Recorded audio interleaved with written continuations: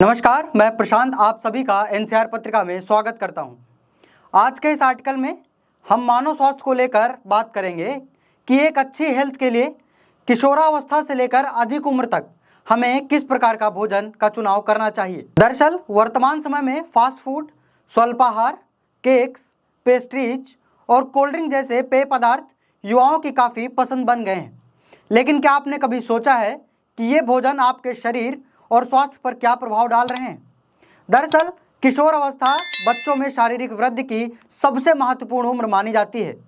यह उम्र ऊंचाई तथा वजन बढ़ाने में चमत्कारिक साबित होती है। वहीं हड्डियों के लगातार निर्माण और पुनः निर्माण इसी में होता रहता है।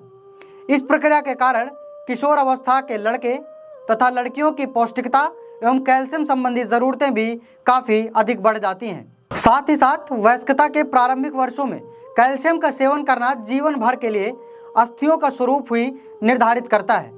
वहीं पेशियों का गठन, रक्त की मात्रा, रक्त के संगठक तत्व सभी किशोर अवस्था में ही बढ़ते रहते हैं, जिसके लिए प्रोटीन की काफ़ी आवश्यकता भी बढ़ जाती है। वहीं यदि आप डाइटिंग करते हैं तो आपकी शारीरिक वृद्धि भी रुक जाती है। इस दौरान आपका शरीर ऊपर से तो बिल्कुल ठीक दिखाई देने लगता है, लेकिन अंदर ही अंदर खोखला हो जाता है।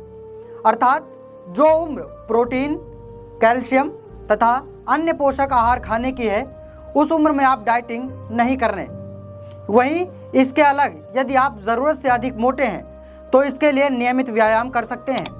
वहीं भोजन में 4 की जगह 3 रोटियां खा सकते हैं। साथ ही साथ दिन में 2 समय भोजन कर सकते हैं।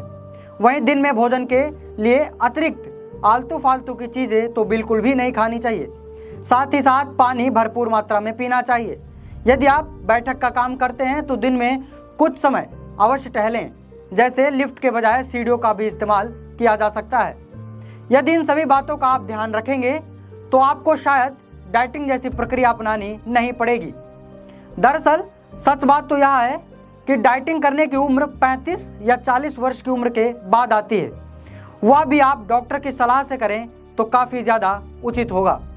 आपको बता दें कि भोजन मुख्यतः 2 प्रकार के होते हैं, जिसमें सबसे पहले उच्च पौष्टिकता युक्त तथा न्यून पौष्टिकता युक्त भोजन होते हैं। अधिकांश त्वरित भोजनों में पर्याप्त कैलोरियां, प्रोटीन, कार्बोहाइड्रेट्स, वसा, विटामिन तथा खनिज होते हैं। वे प्रोटीन के भी अच्छे स्रोत माने जाते हैं।